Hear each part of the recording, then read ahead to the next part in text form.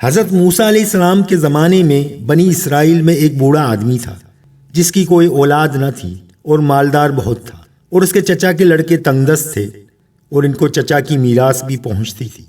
یہ لوگ چچا کی موت کا انتظار کرتے رہتے تھے، لیکن ان کی زندگی لمبی ہوتی چلی گئی۔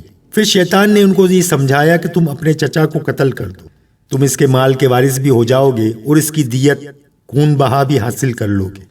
جس جگہ پہ یہ لوگ رہتے تھے وہاں 2 بستیاں تھیں۔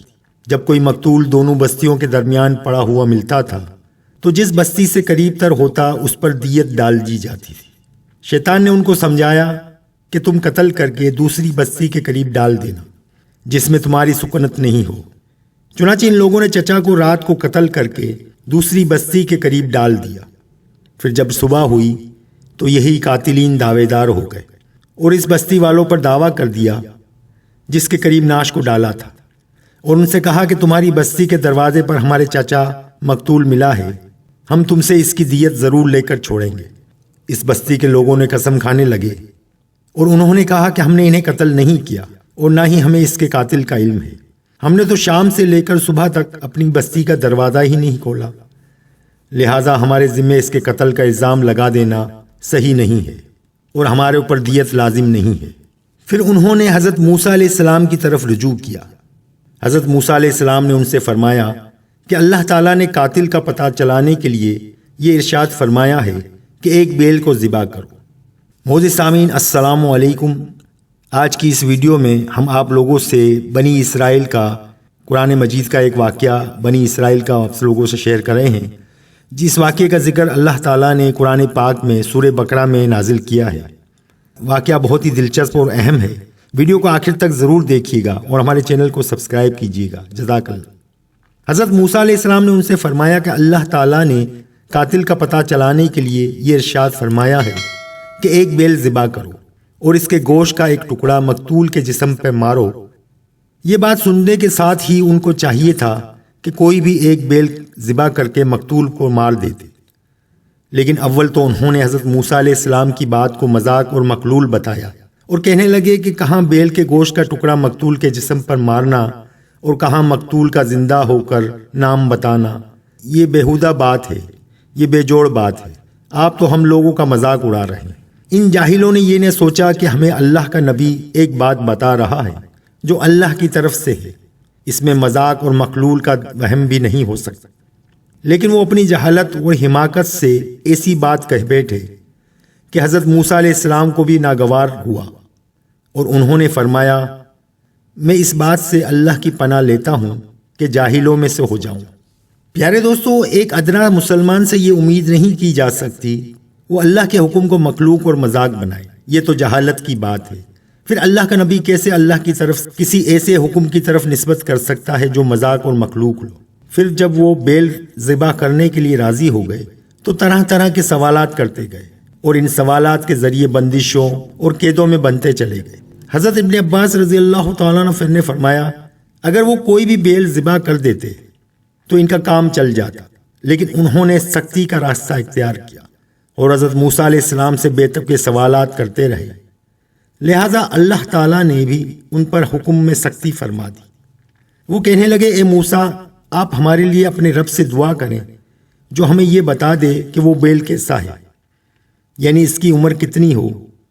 اس کے جواب میں حضرت موسیٰ علیہ السلام نے فرمایا کہ اللہ جل شانہ کا ارشاد ہے کہ وہ بوڑھا جانور بھی نہ ہو اور بالکل کم عمر بچڑا بھی نہ ہو، ان دونوں کے درمیانی عمر کا ہو، اور فرمایا کہ جو تم کو حکم ہو رہا ہے اس کو کر گزرو۔ لیکن ان لوگوں کو الٹی چڑھی ہوئی تھی۔ پھر سوال اٹھایا اور حضرت موسیٰ علیہ السلام سے کہنے لگے اپنے رب سے ہمارے لیے یہ دعا کر دیجئے کہ وہ ہمیں اس کا رنگ بھی بتا دے۔ حضرت موسیٰ علیہ السلام نے فرمایا بے شک اللہ تعالیٰ کا فرمان ہے کہ ایسا بیل ہو جس کا رنگ پیلا خالص گہرا تیز ہو، جس سے دیکھنے والوں کی طبیعت خوش ہوتی ہو۔ ان لوگوں نے پھر سوال اٹھایا کہ ہماری سمجھ میں تو پوری طرح بات نہیں آئی، اب اپنے رب سے ہمارے لیے دعا کیجئے کہ وہ ہمیں خوب واضح طور پر بتا دے کہ وہ بیل کیسا ہو۔ بیل تو بہت سارے ہیں، طرح طرح کے ہیں، ہمیں اشکال ہو رہا ہے کہ کون سا بیل ذبح کریں۔ اب کی مرتبہ بیان ہو جانے پر انشاءاللہ ہم ضرور راہ پا جائیں گے۔ حدیث شریف میں ہے کہ اگر وہ انشاءاللہ نہ کہتے تو کبھی بھی ان کو پوری طرح اس بیل کا حال بیان نہ کیا جاتا جس کے ذبح کرنے کا حکم ہوا تھا۔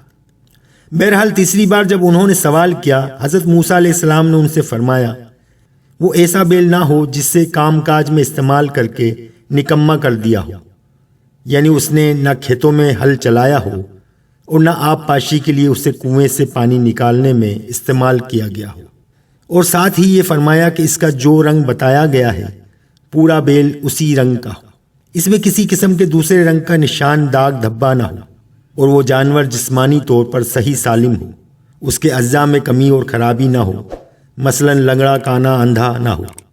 جب بیل کے حالات بیان ہو گئے تو حضرت موسیٰ علیہ السلام سے کہنے لگے کہ ہاں اب آپ نے پوری طرح ٹھیک اور واضح بات کی ہے، لہٰذا اب اس قسم کا جانور تلاش کرنے لگے جیسا بیان کیا گیا تھا، اور جو ان کے سوالات کے جوابات کے بعد اپنی خاص صفات کے اعتبار سے متعین ہو چکا تھا کہ وہ جانور ان کو بہت زیادہ مہنگا ملا۔ ایک روایت میں ہے کہ وہ لوگ انہیں مخصوص صفات کا بیل تلاش کر رہے تھے، اسی آشنا میں ایک شخص کے پاس سے گزرے جس کے پاس مذکورہ صفات کا بیل تھا۔ اس سے کہا یہ ہمیں بیچ دے۔ یہ لوگ قیمت لگاتے رہے اور وہ قیمت بڑھاتا رہا، حتیٰ کہ اس بیل کے وزن کا 10 گنا سونا دینے پر معاملہ ہوا۔ چنانچہ وہ سونا اس نے قیمت کے طور پر لے لیا۔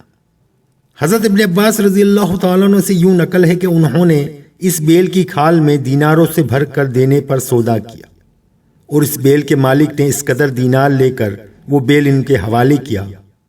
بہرحال خدا کر کے وہ لوگ ذبح کرنے پر آمادہ ہو گئے اور اس بیل کو انہوں نے ذبح کر دیا، حالانکہ ان کا ڈھنگ ایسا نہ تھا کہ وہ یہ کام کرنے والے نہیں تھے۔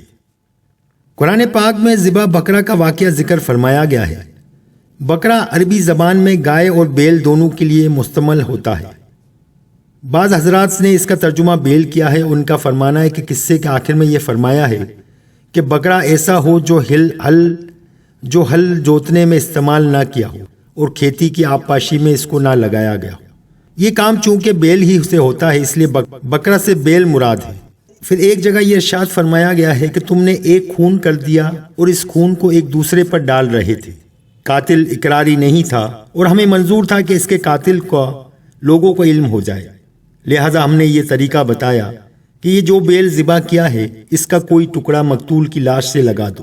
تفسیر کی کتابوں میں لکھا ہے کہ ان لوگوں نے اس بیل کا ایک ٹکڑا لے کر مقتول کے مونڈھوں کے درمیان لگا دیا، چنانچہ وہ زندہ ہو گیا۔ اس سے پوچھا کہ تجھے کس نے قتل کیا ہے؟ تو اس نے کہا کہ مجھے میرے بھائی کے بیٹے نے قتل کیا ہے، جس کا مقصد یہ تھا کہ وہ میرا مال لے کر اور میری بیٹی سے نکاح کر لے۔ یہ بات بیان کر کے وہ شخص دوبارہ مر گیا اور قصاص میں قاتل کو قتل کر دیا گیا۔ یہاں پر یہ سوال اٹھانا بیجا ہے کہ اللہ تعالیٰ کو یوں بھی قدرت ہے کہ جس مردے کو چاہے زندہ فرمائے، پھر اس کے لیے بیل کا ذبح ہونا اور مقتول کو اس کے گوشت کا ٹکڑا مارا جانا کیوں مشروط کیا گیا؟ در حقیقت اللہ تعالیٰ کی حکمتوں کو سمجھنا مخلوق کے بس کا کام نہیں اور نہ سمجھنے کی ضرورت ہے۔ اللہ تعالیٰ کی تکوین و تشریح میں جو حکمتیں ہیں ان میں سے کوئی سمجھ میں آ جاتی ہے، کبھی سمجھ میں نہیں آتی۔ مومن بندہ کا کام ماننا اور عمل کرنا ہے۔ تو پیارے دوستو، یہ تھی آج کی ویڈیو۔ اللہ تعالیٰ ہم سب کو اللہ اور اس کے رسول محمد صلی اللہ علیہ وسلم کی اطاعت کرنے کی توفیق عطا فرمائے، ان کے سنتوں پہ عمل کرنے والا بنائے۔ ویڈیو اگر پسند آئی ہو تو لائک اور سبسکرائب ضرور کیجیے گا۔ انشاءاللہ تعالیٰ پھر ملیں گے نیکسٹ ویڈیو میں۔ اللہ حافظ۔